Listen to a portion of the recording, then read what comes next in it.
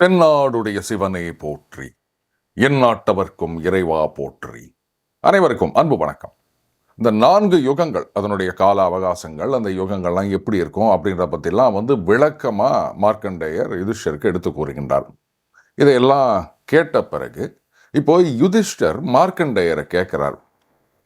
இந்த யுகங்களை பற்றிலாம் நீங்க சொன்னீங்க, இப்போ நான் செய்ய வேண்டிய காரியம் எது?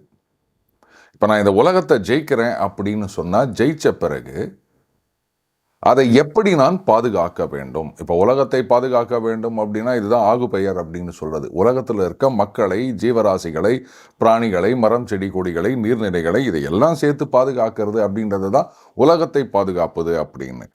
இந்த குடிமக்களை பாதுகாக்கின்ற நான் எந்த தர்மத்தில் நிலையாக இருக்க வேண்டும்?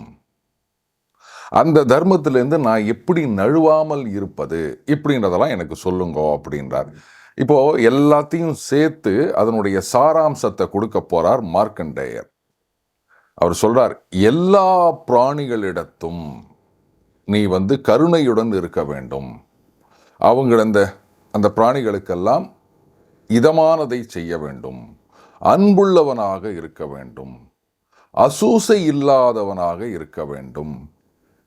இந்த குழந்தைகள், அதுவும் நம்ம குழந்தைகள் அப்படின்னும் போது எப்படி நம்ம அன்பு காட்டுவோம், அந்த மாதிரி இந்த குடிமக்களை பாதுகாக்கிறதுல நீ ஆர்வம் உள்ளவனாக இருக்க வேண்டும். போனா பார்க்கலாம், எல்லா பிராணிகளிடமும் கருணையுடன் இருக்க வேண்டும் அப்படின்றாரு. மனுஷர்கள் கிட்ட மட்டும் கிடையாது.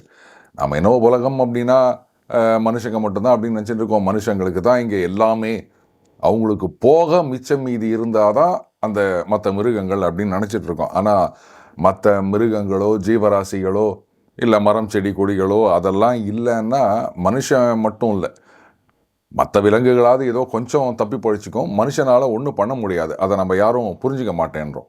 அதான் சொல்கிறார், எல்லா பிராணிகளிடமும் கருணையுடன் இருக்க வேண்டும் அப்படின்றார். அதுக்கப்புறம் ஹிதத்தை செய்ய வேண்டும் அப்படின்னா அதுங்களுக்கு நல்லதை செய்ய வேண்டும். அன்புள்ளவனாக, ஆமாம், அது கருணை அப்படின்னும் போது தானாக அந்த அன்பு வரத்தான் போகுது.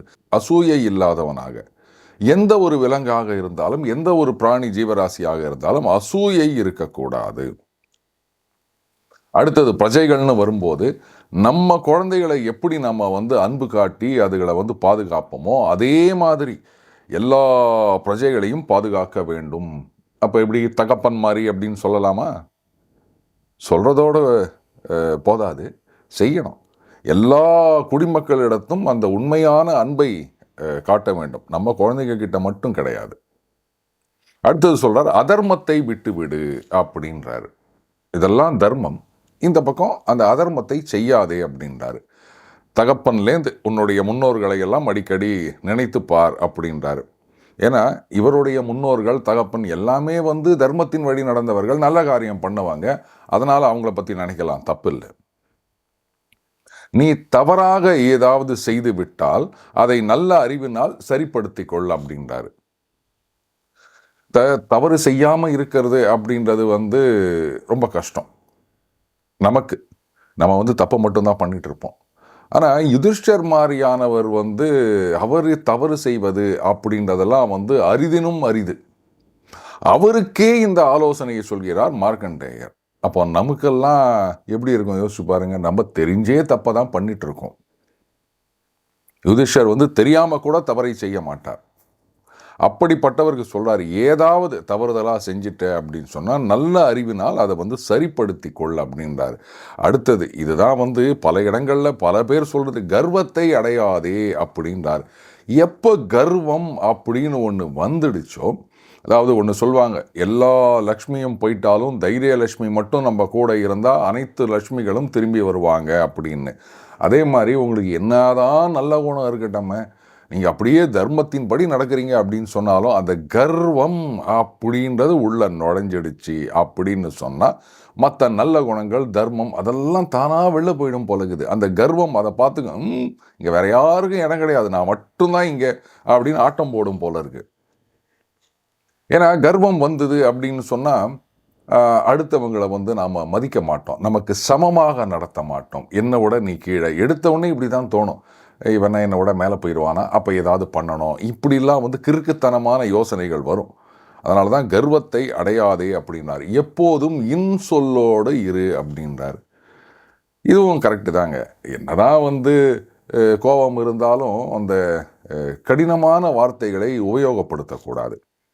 இதைத்தான் பின்னாடி வள்ளுவர் சொல்வார், இனிய உளவாக இன்னாத கூறல் கனி இருப்ப காய் கவர்ந்தற்று அப்படின்னு. அந்த இன்சொல் இதுதான் வந்து ரொம்ப ரொம்ப முக்கியம். கடுமையாக பேசி என்னங்க ஆகிட போகுது, நமக்கு வந்து ஒரு சின்ன மன திருப்தி அந்த நேரத்துக்கு, அவ்வளோதான். இப்போ ரோட்டில் போயிட்டு இருக்கோம், ஒருத்தர் முந்தி ஒருத்தர் போகிறோம் ஒரு க்யூவில் அப்படின்னும் போது கனா பின்னான்னு சத்தம் போடுவோம். அது சத்தம் போடுறதுனால அந்த நேரத்துக்கு பார்த்தீங்களா அப்படியே அவனை விட்டு ஏறிட்டேன் அப்படின்னு ஒரு சின்ன திருப்தி. ஆனால் அது ஒரு செயின் ரியாக்ஷன் மாதிரி அப்படியே போயிட்டுருக்கோம் அந்த சண்டை அப்படின்றது.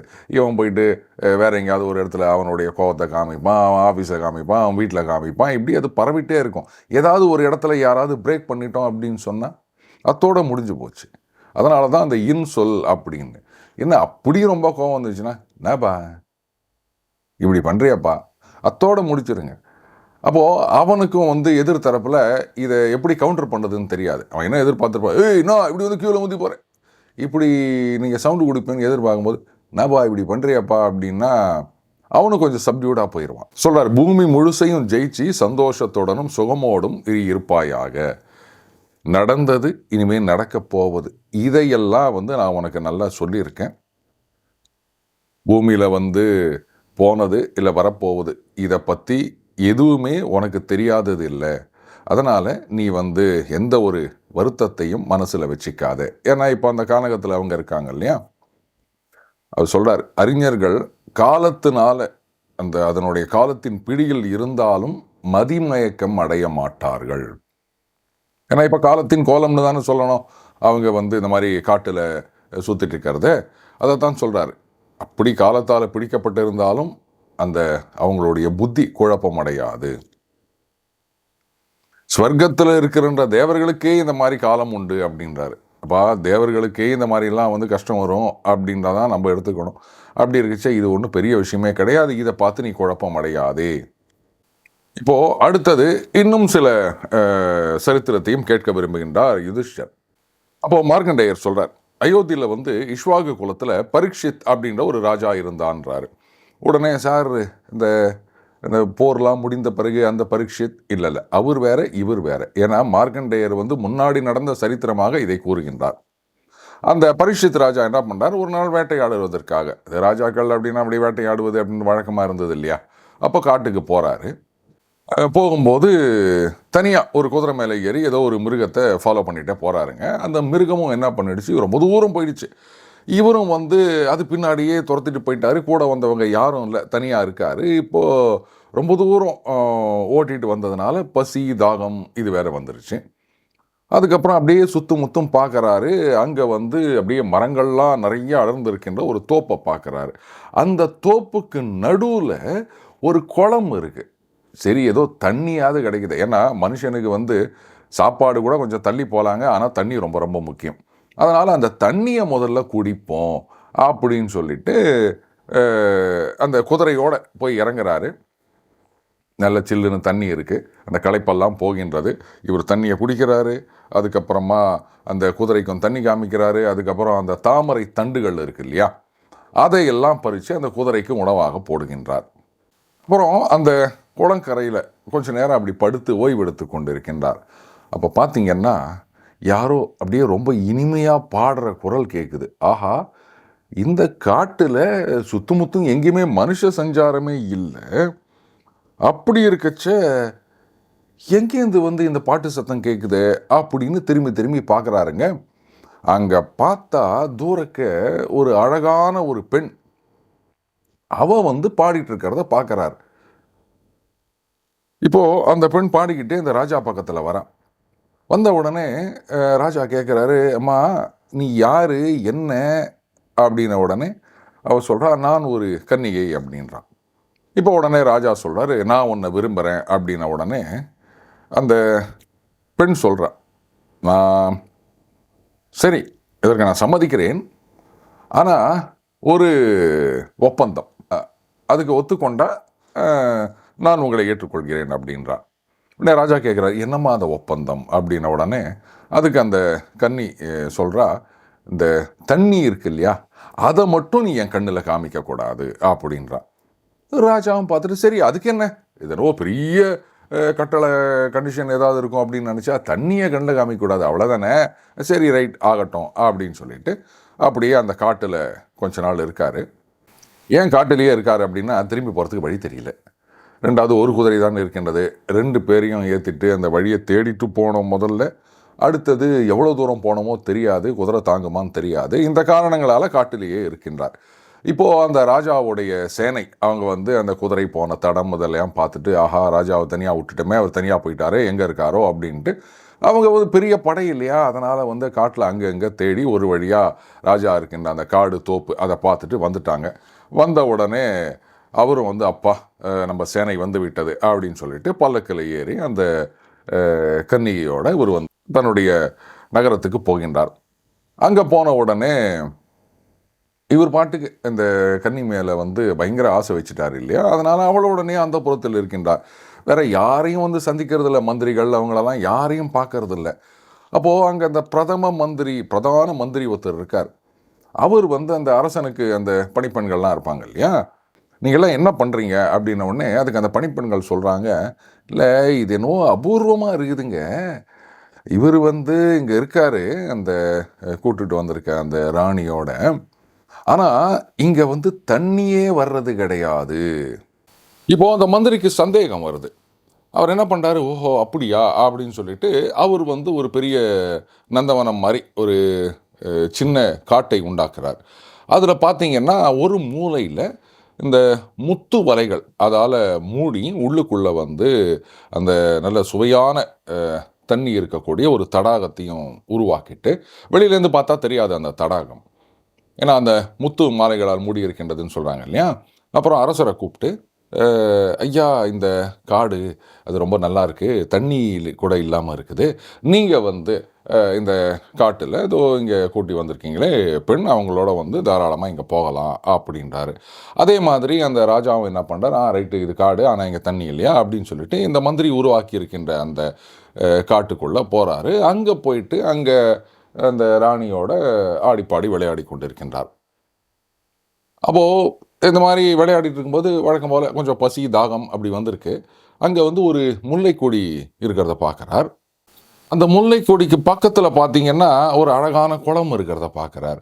அதை பார்த்த உடனே இந்த அரசன் பரீட்சித்து, அவருக்கு என்ன அந்த களைப்புனாலையா என்னன்னு தெரியல, இவ்வளோ அழகான ஒரு தடாகம் இருக்கின்றது, குளம் இருக்கின்றது உடனே அந்த பக்கத்தில் இருக்க அந்த ராணியை பார்த்து, நீங்கள் இந்த குளத்து தண்ணியில் அப்படி இறங்க அப்படின்றாரு. உடனே அந்த ராணியும் என்ன பண்ணுறா, தண்ணிக்குள்ளே இறங்குறா. இறங்கினவா தண்ணியில் முழுகிறா. அதுக்கப்புறம் ஆளை காணும். பார்த்த உடனே ராஜா வந்து பதைத்து போயிருந்தார்.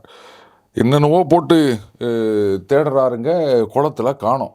அதுக்கப்புறமா என்ன பண்ணுறாரு, சரி இந்த தண்ணியை முழுக்க எல்லாமே வடித்து எடுத்துருங்க அப்படின்னு சொல்லிட்டு ஆட்களை வச்சு அந்த குளத்தில் இருக்க தண்ணியெல்லாம் வெளில எடுக்கிறாருங்க. ஆனால் பாருங்கள், ராணியை காணோம். அங்கே வந்து ஒரு வலையில் ஒரு தவளை மட்டும்தான் இருக்குது. இந்த ராஜா என்ன தப்பாக நினச்சிட்டாரு, இந்த தவளை வந்து இந்த ராணியை விழுங்கி விட்டது அப்படின்னு நினச்சார் போல இருக்கு. உடனே ஒரு உத்தரவு போடுறார், எல்லா பிரஜைகளும் தவளையை வந்து கொன்று குவிச்சிருங்க. அது மட்டும் இல்லை, இந்த மாதிரி வந்து என்கிட்ட ஏதாவது காரியம் ஆகணும் அப்படின்னு நினச்சிங்கன்னா தவளையெல்லாம் கொன்னுட்டு அதை கொண்டு வந்து என்கிட்ட காமிங்கோ இப்படின்னு சொல்கிறாரு. ஜனங்களை வந்து ராஜாவே சொல்லிட்டாரு அப்படின்னு சொல்லிட்டு ஊரில் இருக்கிற அத்தனை தவளைகளையும் பிடிச்சி கொன்னுட்டு இருக்காங்க. மீண்டும் அடுத்த பதிவில் சந்திப்போம். வணக்கம்.